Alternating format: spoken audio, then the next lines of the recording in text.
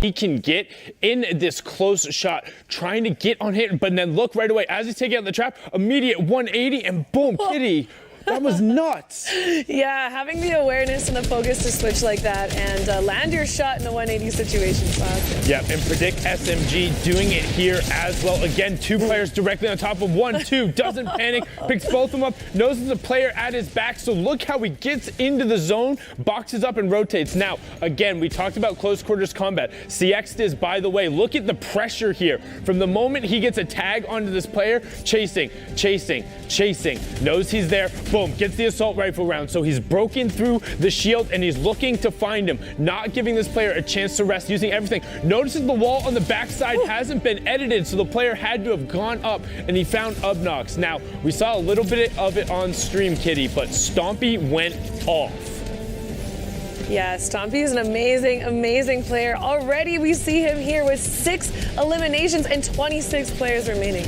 Yeah, really huge, and you can see how he's looking to find the backside of the circle rotations constantly, already at 8 elims, and the flick right there, picking up sops as well. I mean, it was just absolutely nuts here, particularly utilizing the heavy sniper on these backside of circle rotations to make sure that he's able to pick these guys up. And also, I want to note how he's constantly hiding himself inside of these cones and then editing himself back out. It makes it that much harder to track where he is and gives him that much more of an advantage as he does it there onto Chundis, a very good player. And again, the loot is right there and he takes advantage. Absolutely pop off. So one of the keys here was he's able to get the early AR shots and then find that player trying to punish the backside of the circle rotation and then punishing him. And now look how aggressively he rotates through this entire endgame, managing the whole middle tarp so effectively, finding players nonstop, knowing when he owns the wall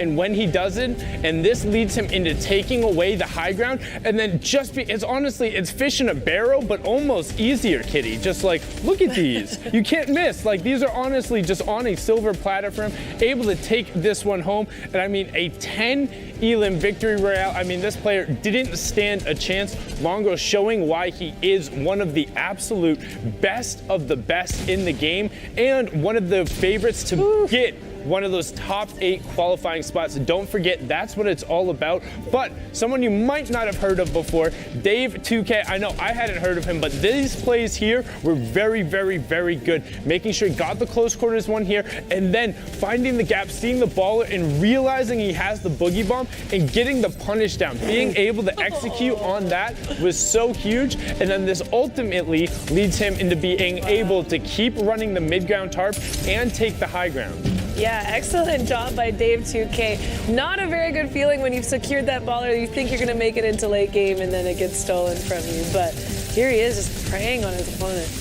Yeah, and he, again, making use of the cone plays. We talk about how the best players we've seen so far are putting themselves inside of these cones in the 1x1 and then catching their opponent off guard. So now we're going to jump on over to SY attack. If the SY stands for something, please let us know. But his rotation here was huge. So he did it with no mobility. And look how he's making sure he's tunneling out. He's covering his top, his bottom, and then both of his sides, but making sure he's the runaround. And then he's always looking to find another player. He's not happy with just getting the safe rotation. He wants to try and find eliminations here, and this elimination ends up being huge, Kitty. Yes, we watched here too. He was so lucky that the storm changed at the last minute, so he is able to take his time, make sure he does pick up that epic assault rifle as well.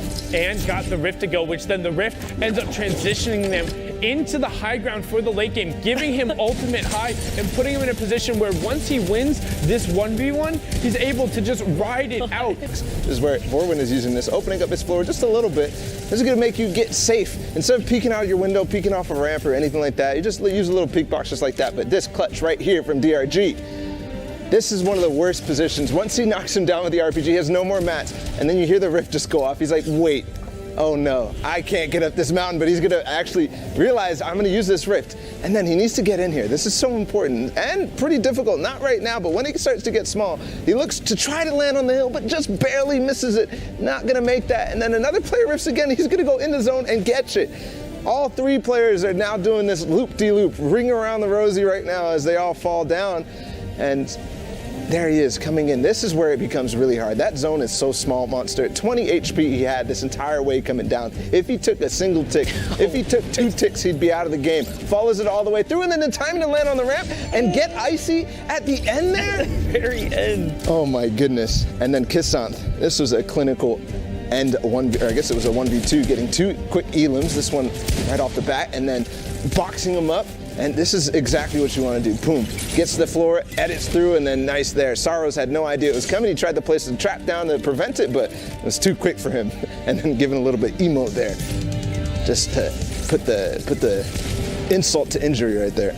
And then Gebert, this was really nice. And this is a thing that you have to be aware of when you're tunneling there with no walls on your side. You kind of have to be careful with the mid-ground RPGs, but here he's coming through the tunnels and finding one and then placing the stairs